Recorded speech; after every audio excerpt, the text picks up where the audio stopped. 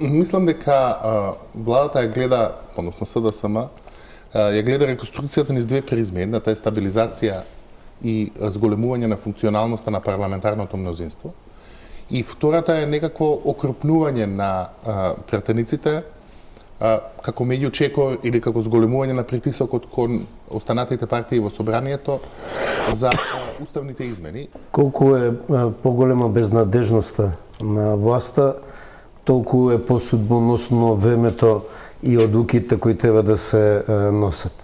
Јас навистина не можам да видам што е судбоносниот момент за Македонија.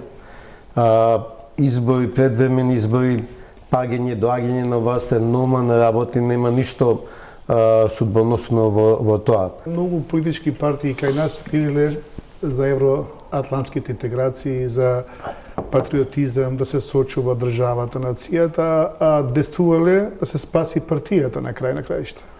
Преку партиски вработување, тендери и така натаму корупција, поголем интерес им е партијата него што има државата и институциите. Тоа е прва работа. Кој дојва, кој губи, според мене тука краткорочно губи СДС, ама долгорочно дојва СДС.